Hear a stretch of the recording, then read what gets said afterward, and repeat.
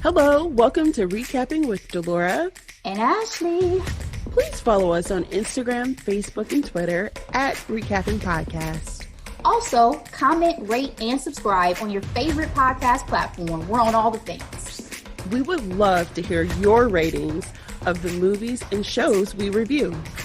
Email us your audio file to recappingpodcast@gmail.com and we will play it during the show.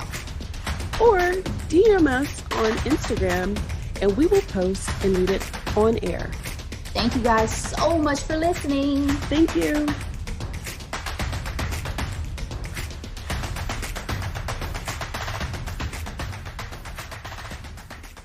Hello, Ashley. Hello, my friend.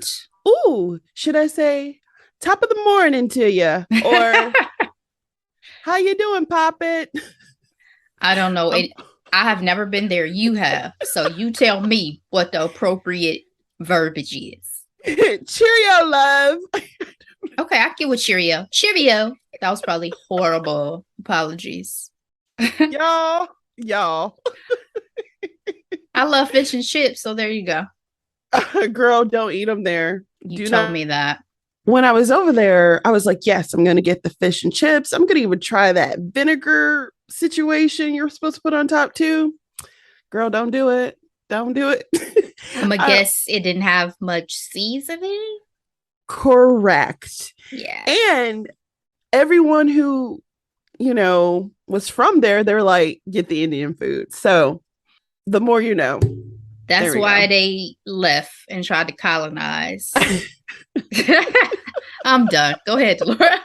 Ashley, we are recapping the blockbuster Netflix original docuseries, Harry and Meghan, rated MA. There's 6 episodes. Here's a quick summary. Prince Harry and Meghan Markle share details about their high-profile love story, including their early courtship and the challenges that led to their retreat from life as working royals, with commentary from friends, family, and historians. We've had some really great commentators throughout the docuseries, but I'm just going to go ahead and highlight the directors. We have Liz Garbus and Erica Sashin.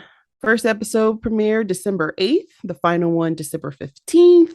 Let's talk about these ratings, shall we? Rotten Tomatoes, critics gave it 42%. Audience score, 18%. As far as Google users, I couldn't find any data on that, surprisingly. And before I ask you for your grade, Ashley, it is worth noting that, and this is from The Hollywood Reporter, Harry and Meghan amassed 1.69 billion minutes of viewing time in the United States the week of December 12th through the 18th. That's up from the 1.27 billion minutes gained of 34% from its premiere week. Netflix all-time history, Wednesday is number 1. Harry and Meghan is number 2. So I say all that to say, a lot of people have watched this show and the ratings are pretty rough. Is there some hateration in there? I'd say yes. Don't know how accurate it is for reality, but there does seem, and we'll get into this, to be a sentiment of like, well, y'all just go away already. Yes. So that's where I think some of it comes from. Ashley, what's your grade for Harry and Meghan? It was really hard for me to decide on a grade for this because, it is these individuals telling their side and version of events. I ended up giving it a B because I watched it. I really enjoyed seeing and hearing about their relationship directly from them and how they fell in love. I really felt the emotions of it, hearing some of it. But I think I gauged it kind of against my reaction to the Oprah interview. And there was just nothing that blew my mind. So that's why I didn't get an A. It was enjoyable, but there was no real new information, or at least earth-shattering information. Now, granted, I also just listened to Harry's spare audiobooks. Popped my audiobook cherry, this book. Did you finish? Yeah, girl. I started it on a Friday at like 4 o'clock. I was finished by Monday morning. Ashley, you better than me. I couldn't get through the war. I kind of glazed over on the war part because I'm like, where's Meghan? Like, He definitely touched way more on his service than I expected. I will say that for sure. I think there were moments in the book that kept me, though. Like, I struggle with anxiety. Him talking about his battles with anxiety and how yes, he's coped with that, I found interesting.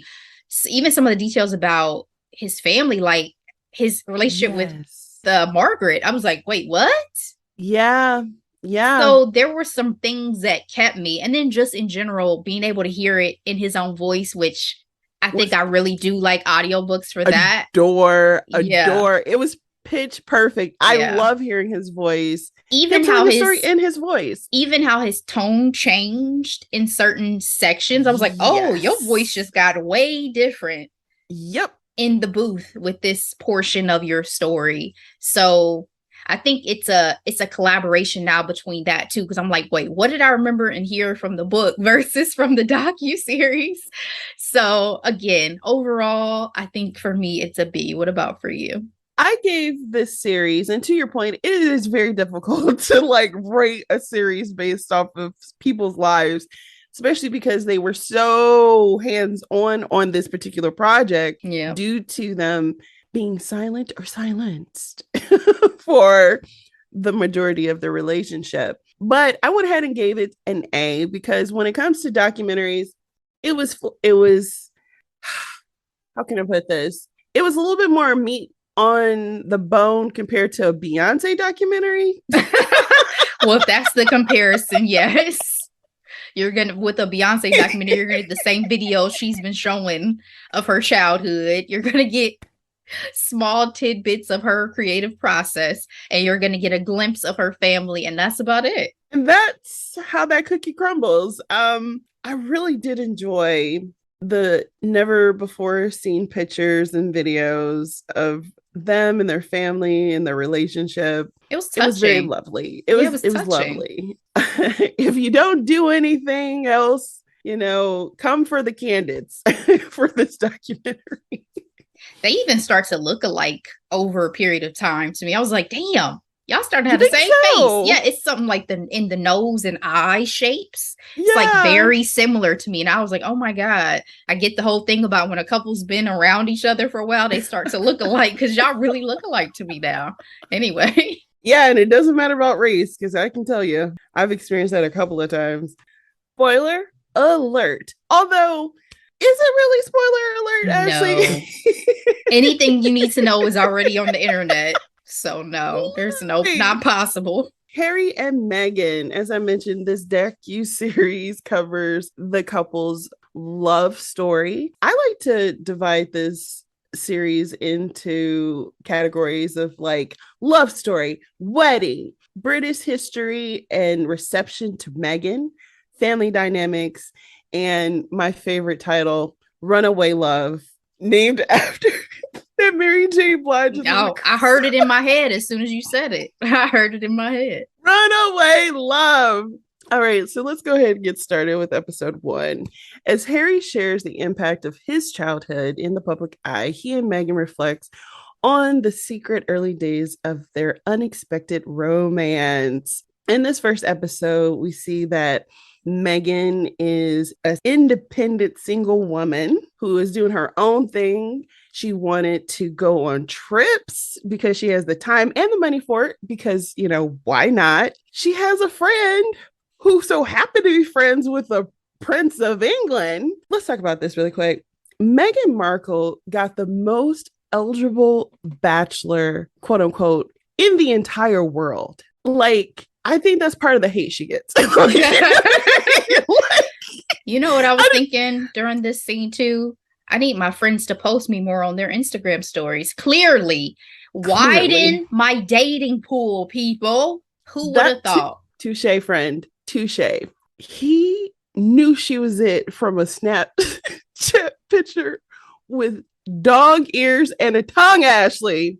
He didn't even fall for the thirst traps. Right. Because she doesn't even seem like she's probably the type who really posts thirst traps. Maybe a No, she'll red probably at carpet most give you moment. a hair moment Yeah. or, Red carpet moment. But no, you're not gonna find her in thirst traps. I couldn't see it. I don't even think I've ever seen her in a bikini publicized anywhere now I think about it. I don't feel like I have either. Yeah. They go on back-to-back dates, which was lovely and adorable. But I need to ask you, would you wait for a date after 30 minutes of waiting for him? Yeah, in this case, because he seemed really communicative throughout him being late, like at least letting her know, hey, I'm so sorry, I'm running late. It's traffic, it's traffic, it's traffic. The funniest thing to me, and again, I can't remember, I think he said it in his audiobook, was when she was like, why can't you just get out? Like, ma'am, do you not know who this man is? He can't just get out and run in traffic. This is Prince freaking Harry. So things like that were kind of comical about this meet cute, essentially. But yeah, I think with him, he seemed so sincere. He was so sincere. Yeah, yes. I think he was worth the wait. They connect instantly. They take a trip to Botswana. No cell phones, no bathrooms, no mirrors for almost a whole week. All she said was, we really liked each other. Ashley, could you do this? I hope so. But the no bathrooms thing gets me. Because I'm like, what were y'all smelling like? What was the BO? That is what I am saying. Like, this is where the pheromones come into place. Like, does that just overcompensate funk? You're talking about you're in an African country in in the middle of nowhere. Now, those star situation would be like bangers, right? Like, yeah, I would probably definitely be stargazing for sure. But with that said, there could be cheetahs, elephants, lions, and tigers and bears on my. Exactly. I mean, the great thing is he had so much experience already in Botswana. She was very well traveled. So I don't think there was any fear of that sort of thing. But for sure, being cramped with someone that you've only been out with twice for 5 days, it's going to make or break y'all little courtship real quick. So I had anxiety going on a freaking road trip from Michigan to Florida with my then boyfriend, let alone being in the middle of somewhere, nowhere in a tent. Wow. Kudos, Meghan. Kudos. I would have went though, for sure, for the sheer adventure of being asked to go. But when I think in his book said, I was thinking she was going to bring out all this stuff, like, because, being more high maintenance and all she had was like a pair of jeans, a pair of shorts. So that's where me and him would have had a disconnect because I would have had stuff.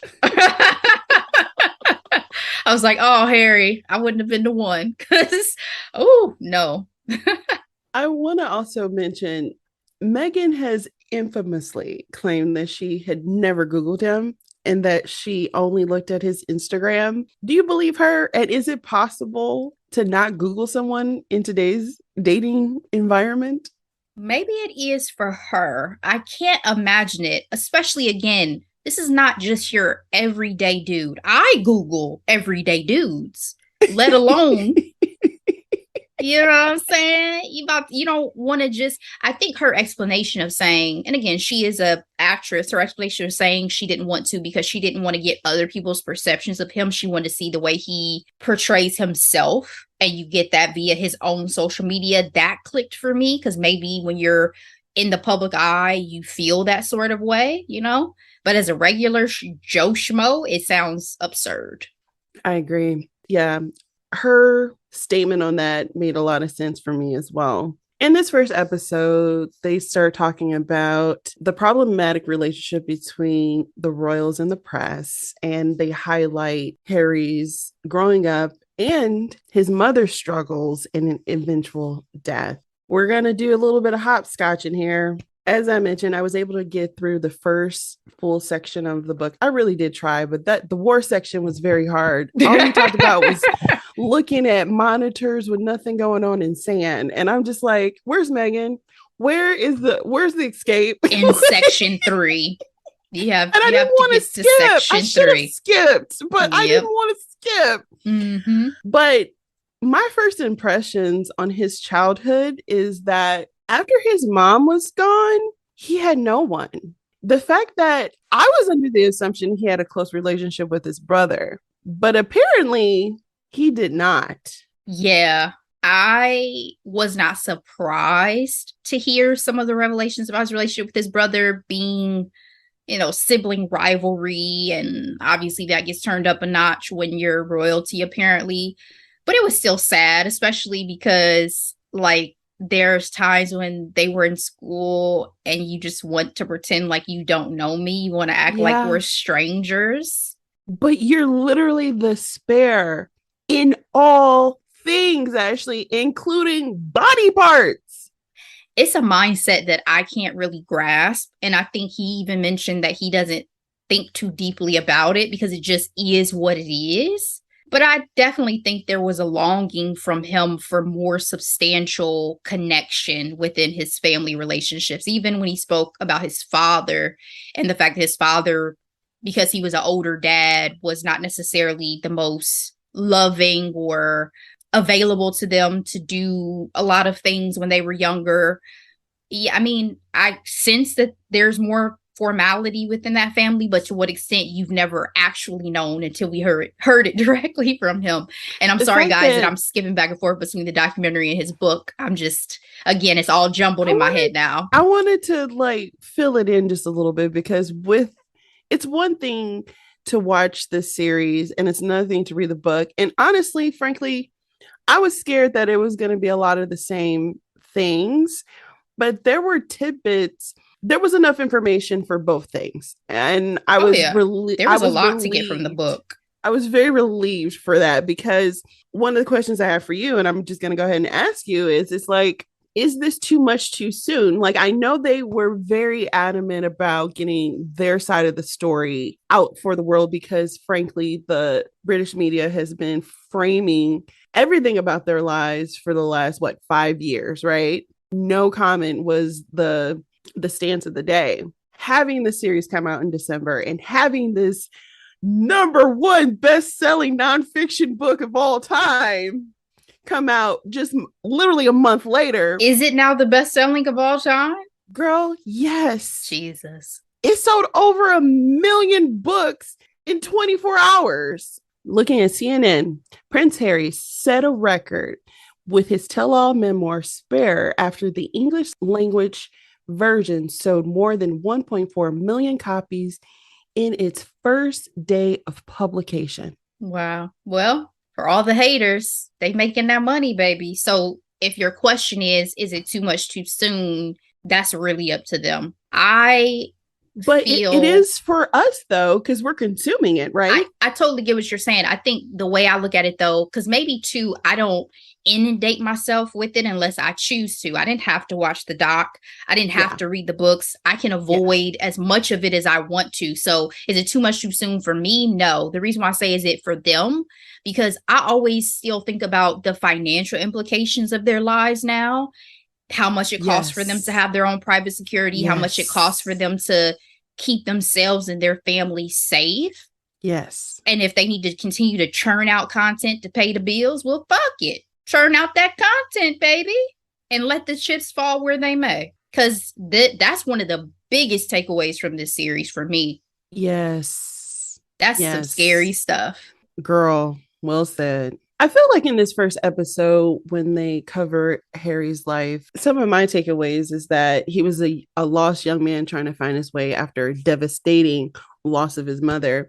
And I loved how they showed him making mistakes, but they also showed him really getting into his volunteer bag, so to speak, in honor of his mother. And you can tell this is within him as well. It also helps explain his down-to-earth nature as well. Like, obviously it's remnants of his mother, but through his volunteer work and through his time in the army, he's a man of the people, Ashley. He also got to experience more of what it's like to live a more normal existence when he's outside of the bubble of his duties and his family and people who don't want to hug you. You know what I'm saying? Like, you get... Girl, that's what I was going to get at. Like, his own grandmammy don't hug people. No wonder they were up in arms when Michelle Obama patted her on the back.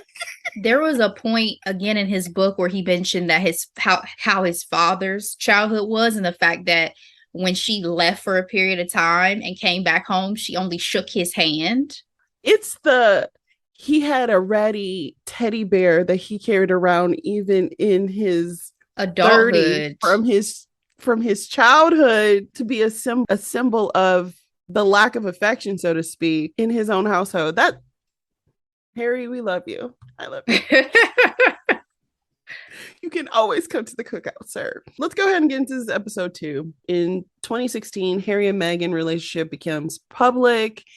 Scrutiny begins. Meghan remembers school, family life, acting, and activism before Harry.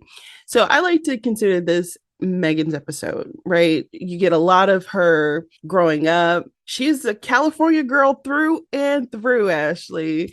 She mentioned this on her award-winning, super popular podcast, Archetypes, that she was the smart one growing up. She wasn't necessarily the pretty girl. The biggest takeaway for me for her growing up, she comes from a divorced family. Friends are really big in her life, but it wasn't until the scrutiny from the British press about, as Prince Harry's statement called, the racial undertones of what they were writing about her, quote unquote, exotic blood and coming straight out of Compton, that she said that she had never been treated as a Black woman. Yeah, I remember that being a big headline too when she mentioned it. I honestly appreciated the transparency though, because as someone who is biracial and is a white passing person who is biracial, yes, she is white passing for sure. That's an experience that I don't often get to hear about. So I did appreciate the honesty, and even from her mother saying, I guess, had I known that this is what would have happened, I would have had that talk with her. I would have better prepared her for this possibility, because I think her mother also realized that she was in a different position than she was. Yes. In society, and that she was therefore treated differently. I still have a hard time with that though. I love Meghan's mom. And yes, Meghan is absolutely white passing. I mean, they talked about how people didn't even think her mother was her mother, that she was the nanny, which, Lord Jesus, that would have to be heartbreaking. And I would have to, is Wayne Brady going to have to slap a hoe? You know what I mean?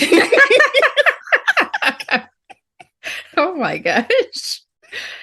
But I just find it very hard to be around such a multiracial environment in terms of her schools. Well, her elementary schools, because it seemed like her high school was predominantly white. And frankly, throughout the documentary, most of her friends are predominantly white or non-Black people. And I say that to say one of the conversations that went on Black Twitter is, I'm going to need Meghan to have more Black friends. Who's not Oprah or Tyler Perry or Serena Williams? I don't know. I just thought that was an interesting conversation. Because you think about it, we are all a product of our environment, especially at those very formative years and ages.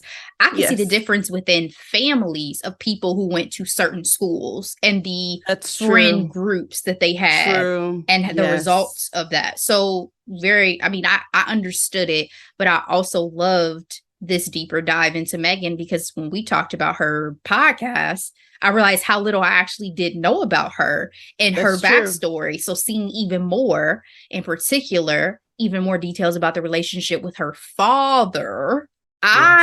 From all the coverage and the way that he has thrown her under the bus in the public eye, did not realize that they had ever had the level of a relationship that it seems like they had. That broke my heart. That would be absolutely heartbreaking, especially leading up to the quote unquote biggest day of your life, right? But it's like, how could you trade in your only child who spent every weekend with you throughout her life, who was a self-proclaimed daddy's girl? How could you throw your child under the bus just for some money? Heartbreaking, Ashley. Heartbreaking. Again, speaking of who is Meghan Markle, her voice, her writing ability, her standing in being a feminist started as young as I believe they said like 11 years old writing to P&G over a Don ad. Like that would definitely be a formative moment, right? That would start the gears into some of the work that she did alongside her acting career, where she spoke at the freaking UN March of 2015. That is nothing to sneeze at. Okay. She was so poised. It made me realize, like, oh, y'all were really much more well matched than anyone realizes or knew. Thank you. And he saw that. He saw that because, like, what I loved in the first episode, he was like, oh, he had a list. And they're like, what was on your list? And he was like, she is the list. This is the list. This right here. How he looks at her so lovingly with like the little blush on his cheeks. I'm like, oh, they love each other. And again, hearing the book gave even more context to that, because I've never heard him speak about his other relationships and the struggles that he went through with those women. So I appreciated how open he was about those relationships that he had prior to Meghan. That gives much more context to why when he found the one, oh my God. He knew it. He knew it. Also, she was entrepreneurial. Like, first of all, she had that American hustle, right? That grit. She was a working actress trying to find her way. She landed a series regular, which is a big deal. And she had her side business, the TIG, where she captured, you know, it's glorified blogging. But it was what we call now a lifestyle brand, a lifestyle website, all of that. Exactly. So she was doing the damn thing. Speaking of their relationship, now that it's public and the British press is starting to have a field day, I love how self-aware Prince Harry is when it comes to, he's like, you know, it was really important for us to be together in quiet as long as possible before literally the world got a hold of it. And he talked about even dressing in disguises in order for them to date. Would you do anything like that for a man, Ashley? That type of stuff would be fun to me. Like evading and eluding and the secrecy and the mystique. Oh, I bet the sex was phenomenal. Yes. You know, the stuff that keeps it spicy right there. Who we gotta hide from today. But no, it was obviously very wise. And again, this was not his first rodeo. So it made a lot of sense. And Meghan being just so outside of the realm of any of this and just allowing him to just guide her blindly. I was like, oh, girl, I definitely am not you. First of all, I'm so glad that you said that, because there have been several times where I'm like, he should have prepared you for that. When he just was like, oh, you're not a cursey, right? My grandma's around the corner. Sir, no, I need proper time to prepare. Dude, I'm an American. Why do I need to know how to curtsy? That's why the insertion of the Princess Diaries clip was everything, because that's what we all imagine. We all imagine that they get some type of formal training, that they get told all of the etiquette. No, my girl had to Google the anthem. She knew nothing. And, you know, that's also really pissed me off about the media coverage. They kept saying, oh, she broke protocol. She broke protocol. What protocol? Yeah, they made that stuff up. He was like, yeah, that a lot of that was just completely fabricated. Obviously, the coverage of her was horrendous, but this exacerbated, seeing it all together like this, exacerbated my feelings and thoughts about it for sure. I was like, I can't imagine being under that type of scrutiny. Absolutely. Let's go ahead and get into our episode 3. The couple's 2017 engagement sparked both cynicism and hope as Meghan grapples with royal protocols. Tabloid headlines begin to involve her family. So the thing that gave this documentary a little bit of meat on its bones is some of the history lessons they went ahead and provided. And when I tell you, I was not ready for them to keep it 1,000 way they did it. That part. I was like, Harry, you said, listen, speak the big facts. Speak all the big facts. And you had Black journalists. Yes. They were the MVPs. Facts. They were the MVPs of this documentary, by the way. But yes, particularly the one Black lady, what she said about thinking he was probably just a regular royal, a little bit racist, all this. I said, oh shit. Okay, you know he's gonna see this, right?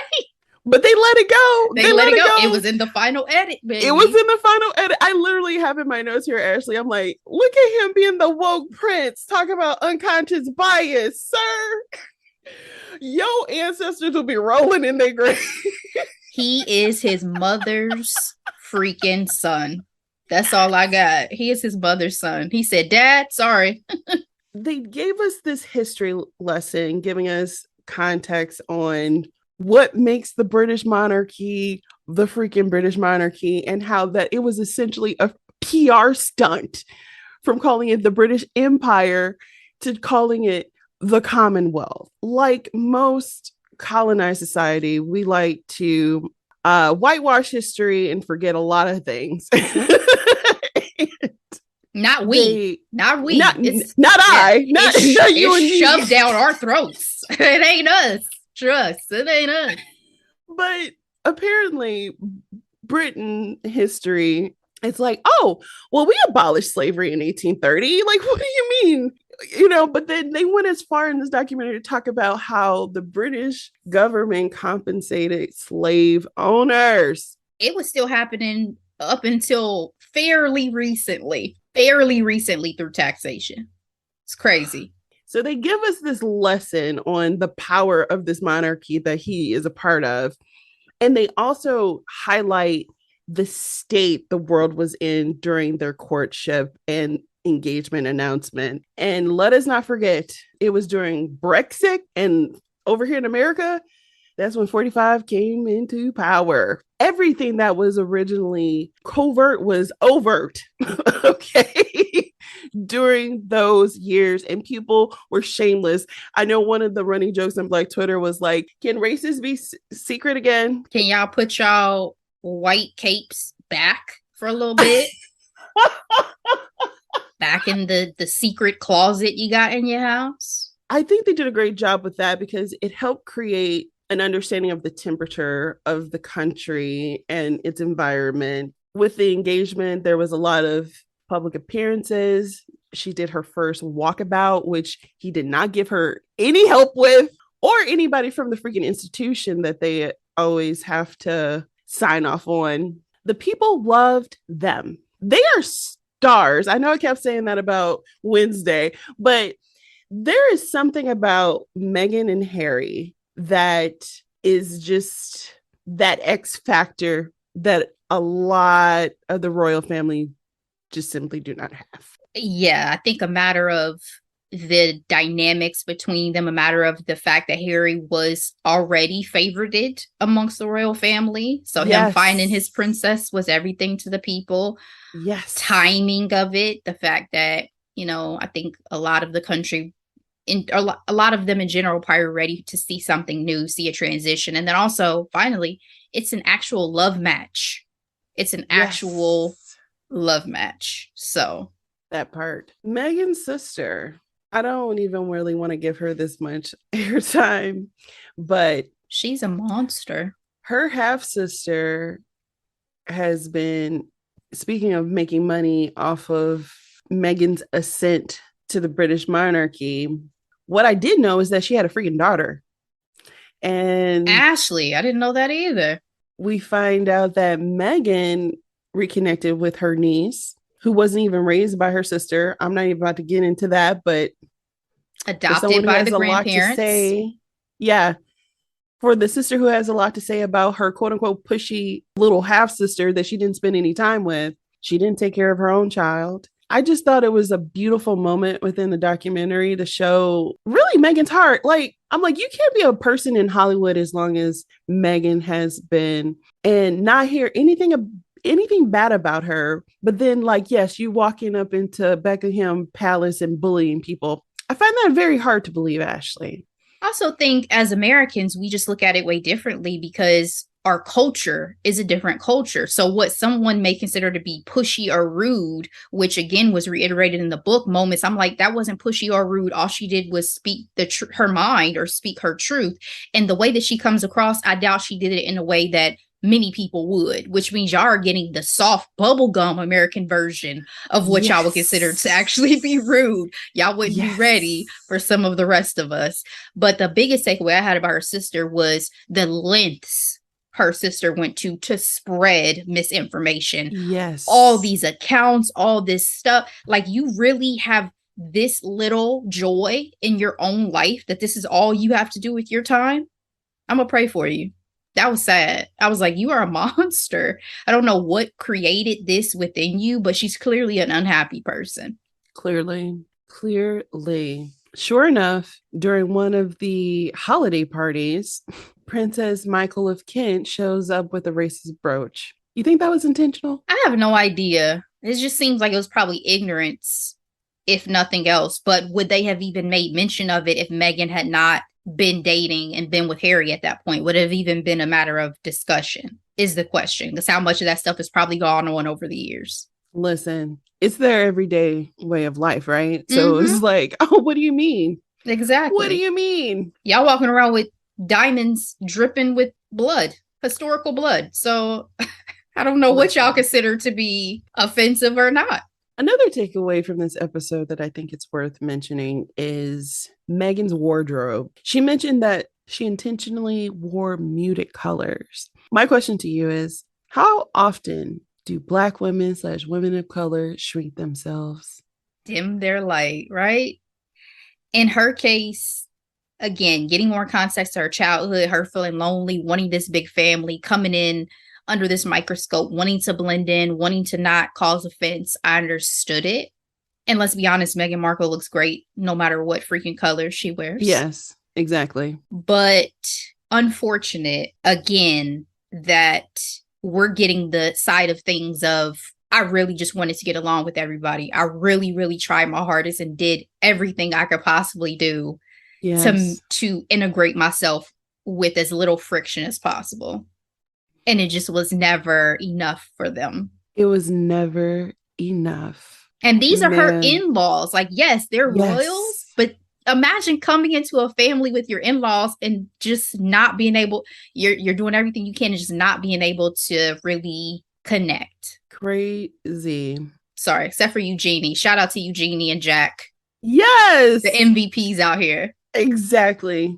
Episode 4. It's the wedding episode. Harry and Meghan's wedding is a resounding success. However, as their popularity grows, internal rifts and media coverage take a worrying toll. The wedding. What were you doing May 19th, 2018? I remember being in my apartment. I remember I had not fully decided whether or not I was going to watch this because I did not watch Kate and William's wedding. I didn't care anything about it. But something woke me up early in the morning because obviously, given that they're in Britain, it was very early our time. And I was like, let me go ahead and check out this royal wedding. I watched it on my phone. And I watched it on my phone. And I was hooked. Girl. Even watching it back gave me goosebumps, particularly the gospel choir. Yes. That gospel choir and the preacher brought out all the emotions. MVP. First of all, I was clutching my pearls over the preacher because he was talking about something about slavery or American something or other. And I'm like, oh, the queen is right there. The fact that one of their guests said what any person probably of color, but particularly Black people, were feeling if they watch, which was that look of recognition of this is a moment. This is the blackest royal wedding that you'll probably ever see for the foreseeable future. And it was everything. I thought that wedding was exceptional to actually watch the day of. First of all, I watched William and Kate's wedding. I got up really early for that. My mom got up for Diana and Charles's wedding. So like I continue that tradition. And then Harry being my favorite royal, I'm like, and marrying Meghan? I'm like, of course I'm watching this wedding. And mind you, I have a fresh baby on my hip. So I'm like, I am getting up early. This baby's going to watch this wedding with me. We're going to make this happen. It was so beautiful. Like, you felt the love. When Harry bit his lip, when he saw her, I was like, sir, the world is watching. Compose yourself, young man. No, when he said his thought was, look what I got, I was Yes, like, look what I yo, found. you are hilarious. You are hilarious, especially probably because when I saw it back again and I saw William, the look on William's face, William was thinking the same thing, like, damn, he bested me again. This motherfucker. Because she was beautiful. She was so simply, elegantly beautiful, too. Yeah. Now, I'm not going to lie. I was not in love with her dress, but I adore that veil. That veil was everything. I feel like the dress made sense because of the formality of everything. I think it was elegant, it was chic, it was form-fitting, but it's not like you can go have the tatas or the legs. It's probably none of that. But I also think she wasn't allowed to upstage Kate's dress either.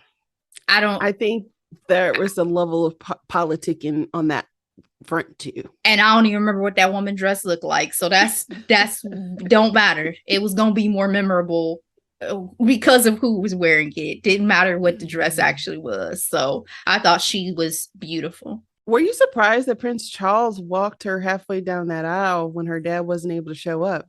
I remember being just touched that that's how that kind of went because of the hoopla about her father and everything that was going on. And I thought that meant that Charles was better than I had given him credit for, that he stepped up to the plate in her time of need.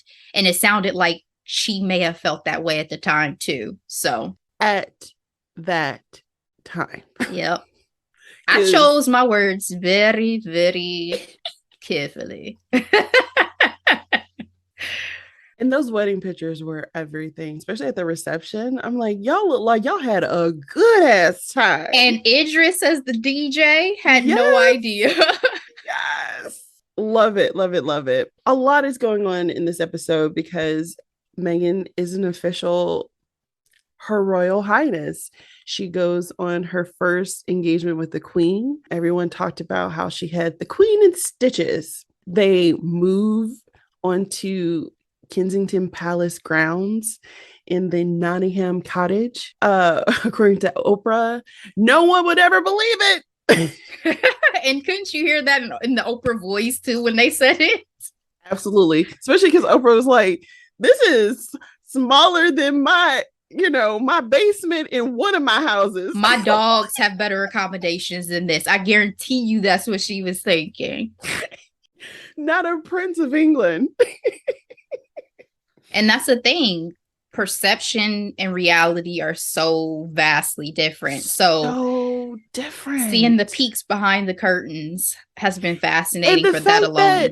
I didn't even really talk about her literally flying back and forth from Canada to Britain to spend time with him because they didn't want to spend more than 2 weeks away from each other. Her footing that bill. How much was Suits paying? Okay.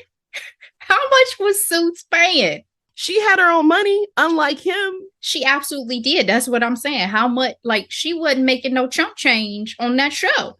Not at all. Not at all. And honestly, you were talking about them being paired perfectly. He needed a woman who knew how to live independently for him to make that step away from, this institution. Absolutely. But she hit the ground running. I mentioned the first engagement with the Queen. She had a freaking cookbook in honor of the Grenfell fires that unfortunately impacted a lot of immigrants and people of color. That freaking Australian tour. Why is it that Australia is where people like Princess Diana and Prince Harry and Meghan go show how wonderful they are, and they come home to, I don't even know what word I want to use right now, Ashley. Just pettiness. A dumpster fire. Pettiness. Yeah. It's pettiness. Petty, to quote Beyonce. Yeah, and it's not just within the family. It got real heated. It got real heated. But you telling me it's also y'all press offices that blame the fires of the competition and of the pettiness within the family. That was a revelation. It really was. During that tour, she announced that she was having a baby. They got back and there was an event where all the royal family was there, but it was for the Queen. And look who was on the cover. Meghan. And the fact that she was like, no, no, no, no, no, no, no. It's not my fault. There. It's not my fault. But then the fact that they want to chastise her for what the media does, that's insane, Ashley. I don't know what all goes on within that institution to keep it running. I'm not going to pretend like I do. This is just a perspective as somebody obviously totally on the outside. But I'm just super curious, especially after hearing this, of how much is reality and how much is more paranoia about what the press and all of this will do to the institution itself. Because at this point in time, I just feel like everything was so solidified that if y'all had just embraced change versus pushing it away, these things would have ended or not ended, because it's not like it's over, but the series of events would have been so different. Like, I just feel like it almost felt like a paranoia still within the royal family that because of the hierarchy, if this lower tier person is getting more coverage, it's going to cause problems. Who wrote this book that said that? It's still positive coverage of the royal family, of the institution. But when you have people literally wiping your ass from birth saying you are the chosen one by birth, and then you see somebody, let alone an American divorcee actress, coming in having that natural born X factor that you wish you had. So it's just all ego. It's just everybody needs a little ego stroked. I'm convinced, and I'm saying this knocking on wood, I'm convinced you can't have happiness after centuries of pillaging and ruining people's lives around the world. You know, like something's got to give, right? Well, that's that on that then, Delora. It's a wrap. I ain't got nothing else to say. That's that on that. That's biblical right there. You're paying for the sins of your ancestors. And the fact that y'all have not broken all these institutions down brick by brick to atone for it. That's all. That's that on that. All right. We're done. We're done. It was them also highlighting Princess Di's trip to Australia. If you're fans of The Crown, this is more in recent years. But that picture of Princess Diana crying in Australia because the people didn't want to see him, but they wanted to see his new wife. And he was so jealous. He gave her so much grief over that. I still can't. Even when they I want to give grace to Charles and even to Camilla a bit these days because of the fact that there obviously is so much more going on that we just don't know about. And it's not like their lives have been perfect, but it's things like that I just can't get over, because in moments when you could have chosen kindness, it seemed like you never did, even with another person who was just falling victim to the same things that were going on within the family and within the press. Where was the love, if you ever loved her? Exactly. And we talked about this when we briefly talked about The Crown. Diana was so young and she was so alone. 19 when they got married, right? To this 30-plus-year-old man who was only interested in getting married because he was supposed to and having babies because he was supposed to and going off to his girlfriend. Famously said after Harry was born, all right, my job is done. Ashley, so a lot happened after this Australia trip. The media coverage was wonderful, and then it wasn't.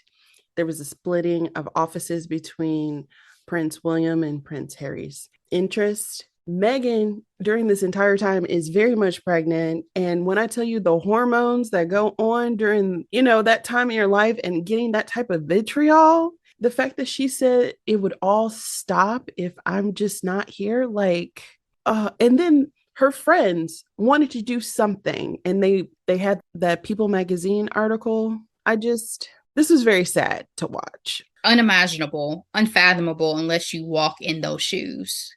And again, this is one of the times where I'm sure people are like, oh, y'all keep talking about the coverage, how bad the press is, but you will never understand until you go through it, how brutal that has to really be. So I feel like to know that your in-laws' communication offices are leaking, knowing that they have been covering up ill-fitted stories by making up stories and throwing your wife under the bus.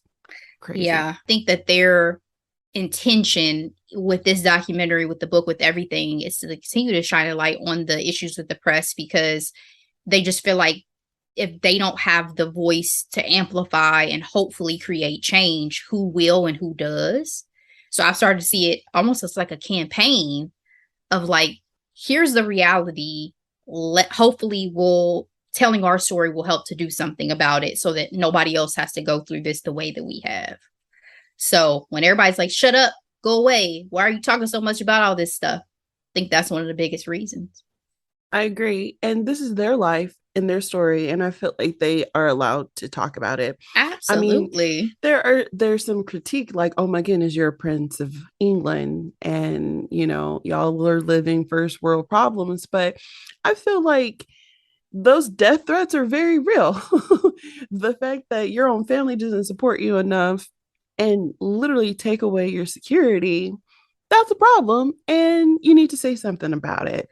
I think after what happened to Nancy Pelosi's husband too, with that break-in and attack, that to me amplified my feeling that people are way more vulnerable than we think that they are. You know what I'm saying? And who are people who are in the public eye? Exactly. Through birth and his time as a soldier, it's warranted. It's warranted. I just feel like we're at such a heightened level with people and their antics, not just online, but possibly that bleeding over. Yeah. Ooh, has to be terrifying. Has to. Archie is born.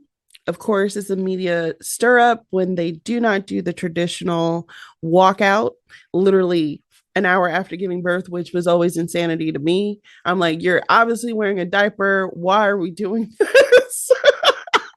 I thought of Game of Thrones. Remember when Rhaenyra had to go take the walk up to see the queen so she could see what, and she's dripping blood. Yep. Barely able to stand. Yep. That's what I imagine. The people are the queen, and we're saying, show me that baby, no matter what it takes for you physically. Are you okay? 3 simple words, a question, and it ultimately was a tipping point for the end for them. Again, first world problems, but do you want to hear a princess talk about how she's not okay? Do I personally? Yeah, I'm curious. I mean, she's still a human being. We have empathy, but yes. She's still a human being. So yeah, I'm not going to be like, oh, I don't care if she's saying she's going through stuff. And let's be honest, at the time, Meghan felt like ours. She had a very special place in our hearts. So we were even more attuned to what she had to say in regards to her experience. For me, that was the first time when I realized, oh, she must not be close to anybody in that house then, or that palace. Like, you don't even have your sister-in-law asking, she has 3 kids and she doesn't ask you, are you okay? How are things going with your babe?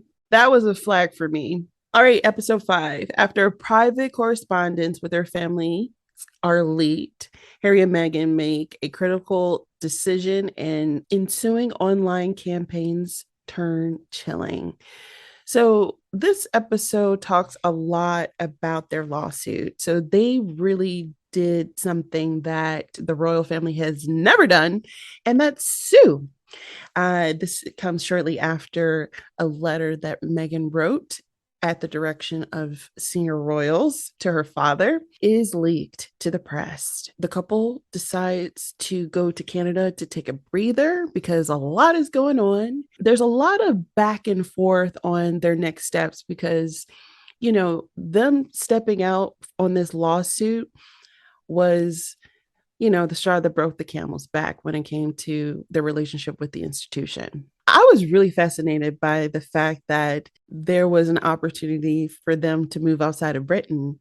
New Zealand was on the table, South Africa was on the table, and obviously Canada was on the table. I think it would have been really wise for them to have gone to Africa, considering literally Meghan being a person of color.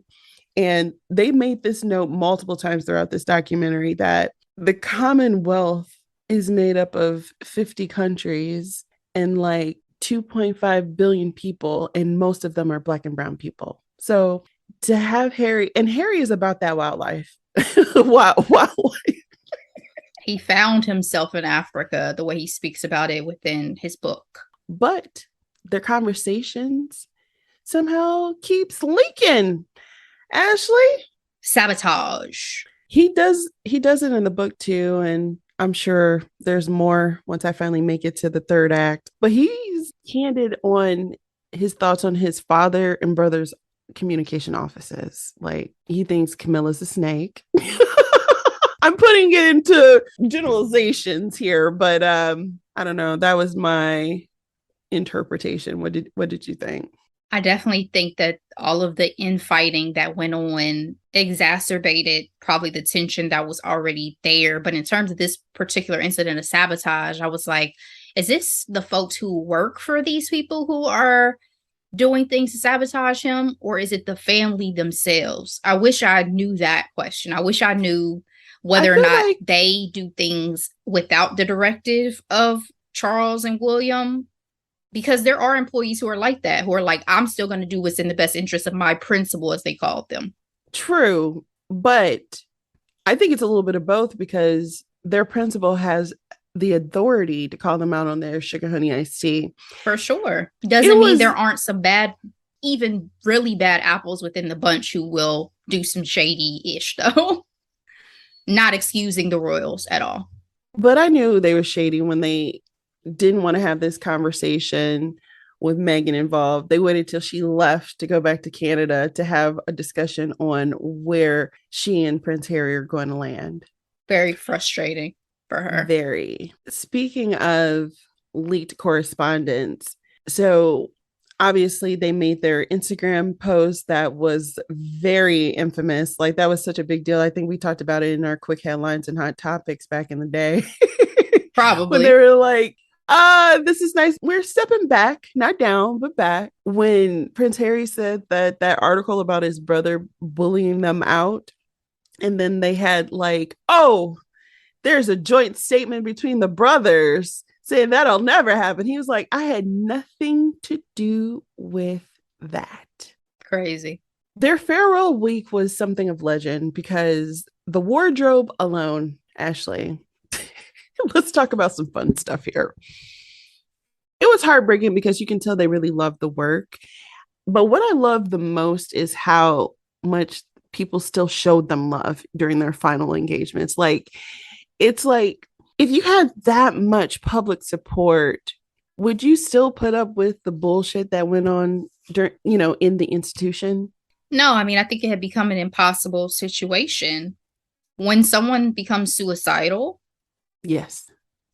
it don't really matter what else is going on. So I was glad to see it too, especially because they were like, at that point, we didn't know how the public felt it, whether they believed what they had been reading and hearing or not. So it was lovely that they got to go out on a nice note.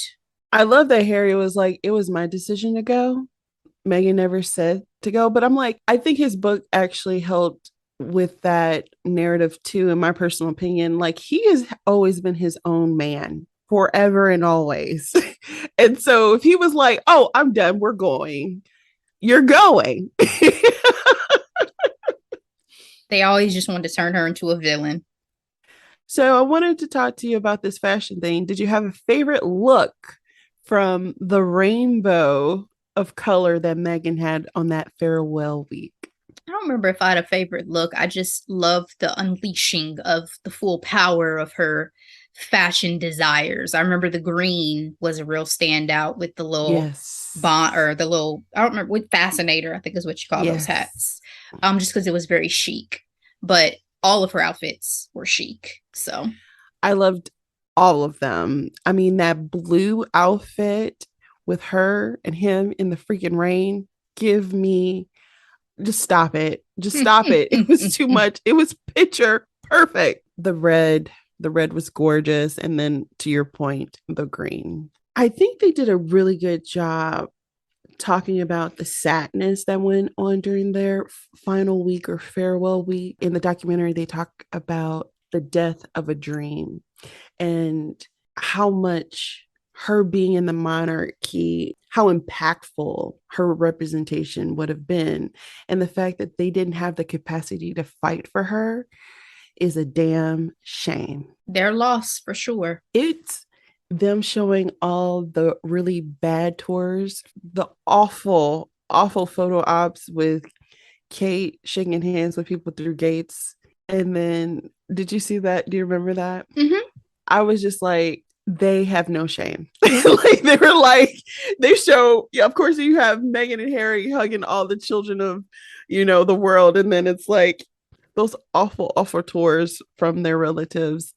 It's a mess. All right. So they did a really great job at the end of this episode talking about the need for them to go because they were not only leaving, but their security was dropped and a thing called COVID was happening and the borders were closing.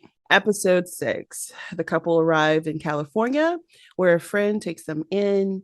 A painful losses and legal battles, Harry and Meghan begin to forge their path ahead. In the bingo card choice of Tyler Perry being such an integral part of their move to the United States that I didn't anticipate, I was not ready, Ashley. Like, I want to take a moment and give a round of applause to Tyler Perry because he don't be knowing people, but his generosity is legend.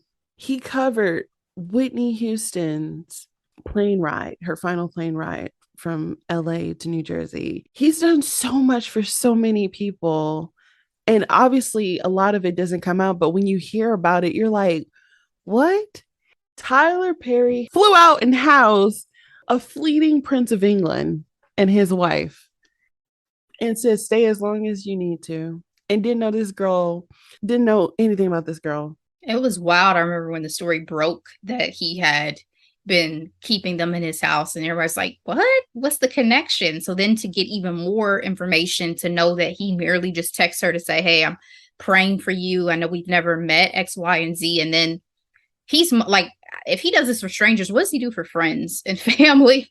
One can only imagine. Pay Cicely Tyson $1 million just for showing up for a half day's work because she's a legend. That's another one I forgot to mention earlier. I thought this was really beautiful. He felt connected to her and the madness leading up to her losing her father during the wedding, which unfortunately I know a lot of wealthy, rich, and famous people deal with, a deterioration of family relationships during their rise. But man, to house them and stay as long as you need because they didn't have a plan, I just thought that was so beautiful. So beautiful.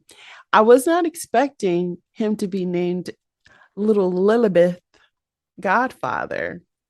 The funny thing about that scene, though, is when he said, wait, do we have to go over there and do a whole thing with them? If we got to do all that, like, y'all can do that without me. Let's just do a little thing here and then let that be it. And I was thinking, like, is that because you just don't want the pomp and circumstance? Or you like, yo, fuck your family. I've heard the real tea and I don't fuck with them. I think it's the latter because he actually said that. He was like, the Oprah interview is a major part of this episode as well. And he even said that she didn't even say half the stuff she could have said about what happened to her, but she told her story and she did it in a gracious way. Were you surprised that her comments on the royal family questioning the baby's color ended up being such a runaway conversation from that interview? I've never had the luxury to pass as a white woman in society, so I knew very damn well what the headline was going to be. I'll just leave that there. Did she really think people were going to gravitate to that, though? She might have. She really might have. We knew. Oprah knew. We absolutely did know. Absolutely. Do you think it was fair for Tyler Perry to compare Harry and Meghan's relationship to the royal family, the institution, to being in an abusive relationship? I think there's truth to that in terms of probably emotional abuse. And that's him. That's the analogy he's making as being someone who comes from a family of abuse. So yeah, that is his own, the money, the cutting off the security for them to come back. That's his own lived experience. So sure. Sure. This comes up. Have you ever confided in a stranger? This came Confided. up because, as we mentioned before, Tyler Perry didn't have an existing relationship with Meghan Markle, but he called her and she really cried and opened up to him. Have you ever done anything like that? I've only done it with someone I've paid to speak to, and that's my therapist.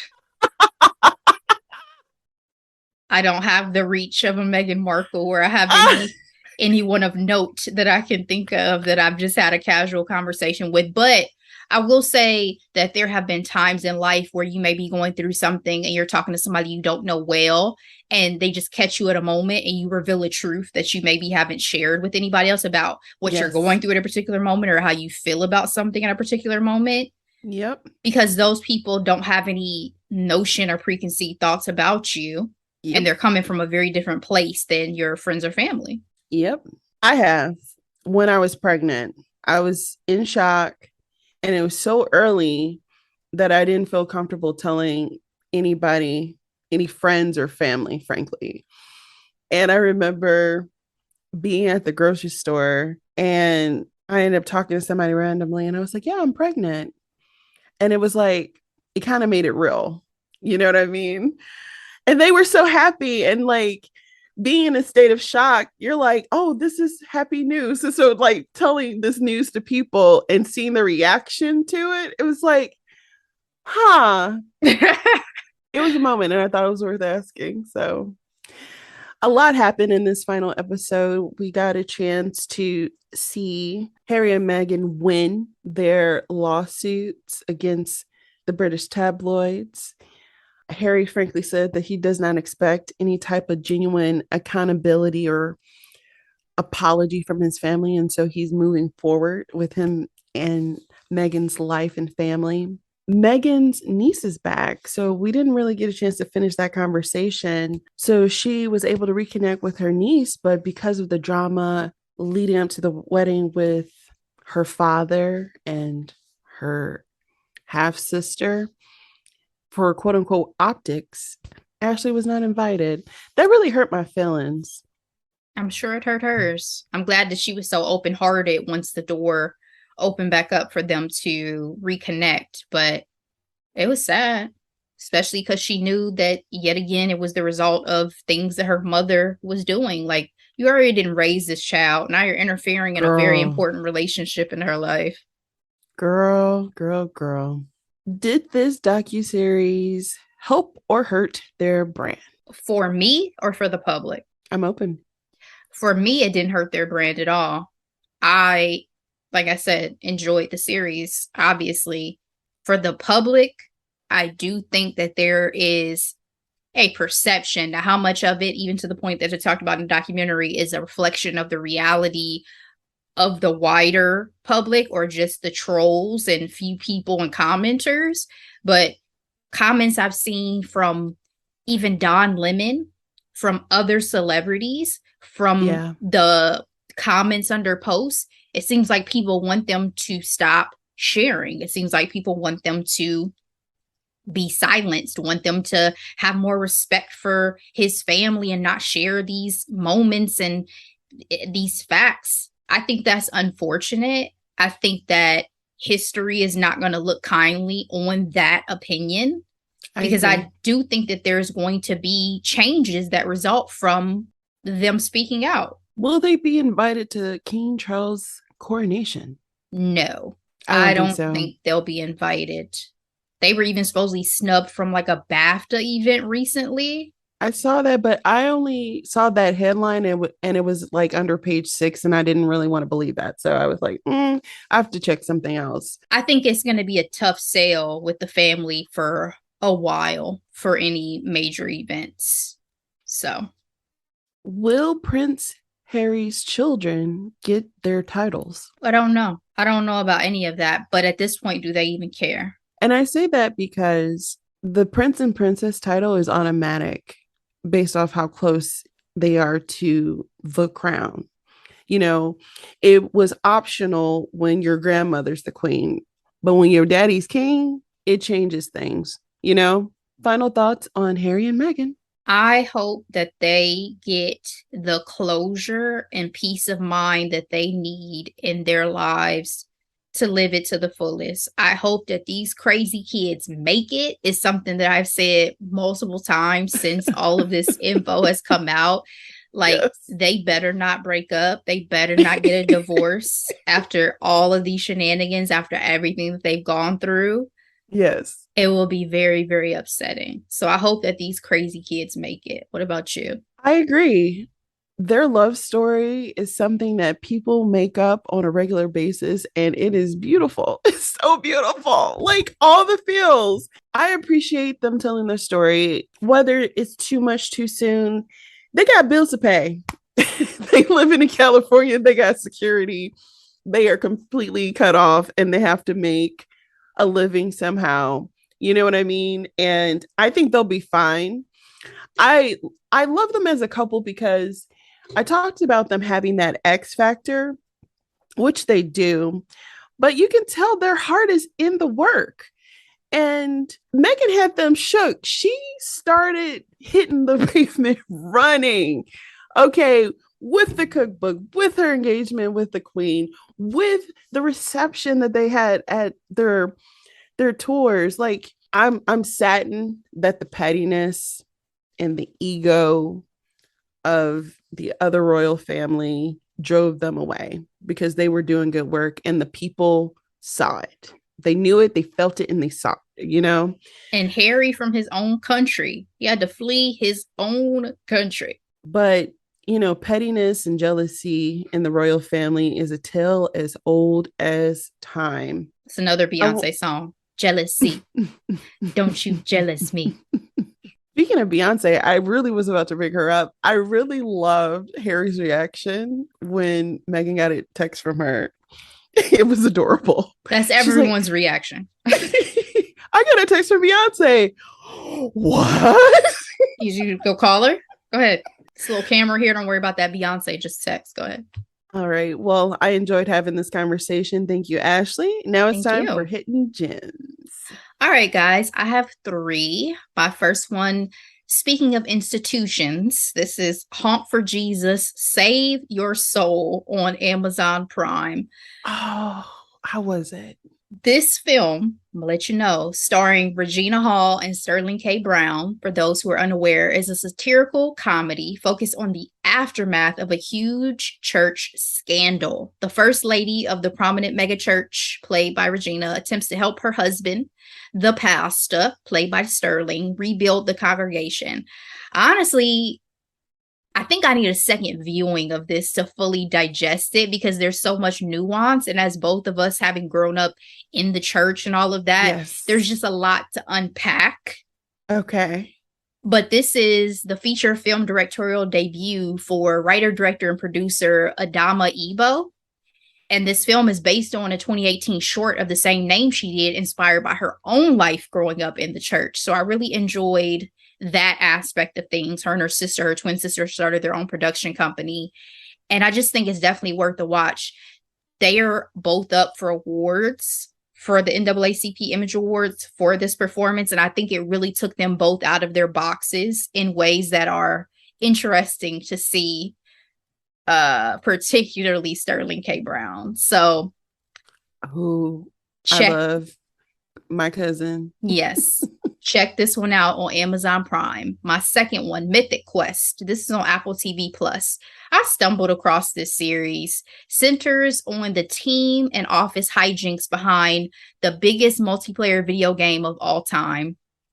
3 seasons are out currently, and it is renewed for a 4th. Apparently, this show is so successful, Apple TV Plus has even ordered a spin-off series called Mere Mortals that's in development. I would highly recommend this show for gamers, as well as lovers of workplace comedies. My last and final hidden gem is called Vengeance on Amazon Prime. This is from the mind of BJ Novak. Speaking of workplace comedies from The Office fame, this is his directorial debut. He stars as a journalist from New York who travels to Texas and ends up starting a what? Podcast to help investigate after the sudden death of a woman he hooked up with.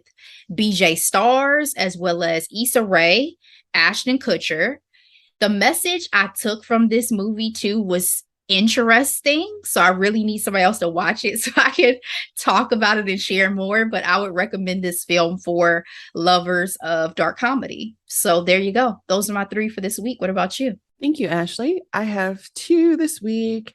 And because we were talking about Prince Harry, Prince of England, I thought my hidden gems should be very British.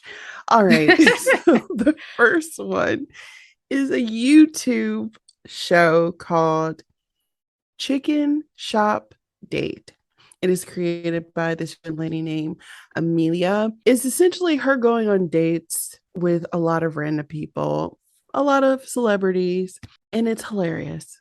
It is so freaking hilarious. She's recently been doing red carpets, and her interactions with Andrew Garfield has been adorable because it's a little bit of flirting, but hilarious. Again, she's so funny.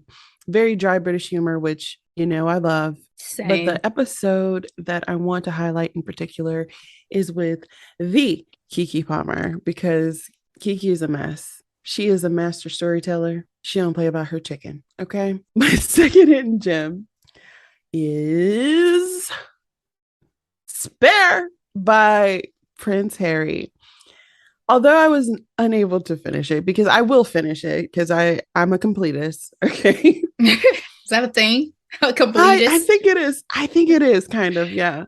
I just got to get through this war section because I can't wait to get to the Meghan section. The audiobook is so fire. Like, he's really good. Like, his voice is just right. You know, is when I say it's just right, like his British accent isn't overwhelming, which for whatever reason I anticipated. But it's a series of stories in chronological order.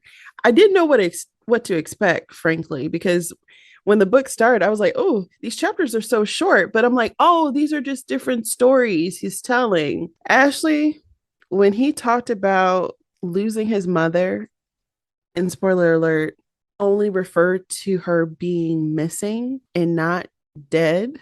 Yep. I'm about to tear up just right now. Okay. Like, the way he psychologically has processed it was something to understand for sure. So much in that book, though. So much. And I just want to give him a hug when I meet him. You know what I mean? Like, sir. And he seems like a wonderful hugger. Yes. As I mentioned during this recap, it is one of the best-selling books of all time. And apparently he had enough information to write another book. They said his first draft was 800 pages and he had to skim it because he didn't want to insult his family with some of the stories he could have included. They're pissed no matter what at this point. Regardless. Exactly. Exactly. So, and how, again, another spoiler alert, they didn't want Prince Charles to marry Camilla. The fact the Queen didn't go to that wedding was news to me. I ain't know that. I did. And I was like, what BS answer did she give that day? She's probably Usher's mom. I'm not coming. Period.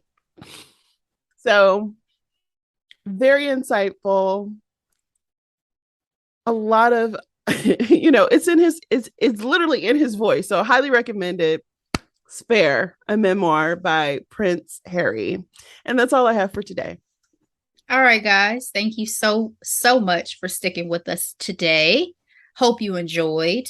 Be sure to check out some of these recommendations, and we will be back as usual to talk more tea about the pop culture street. So until then, be blessed. See you next time. Bye.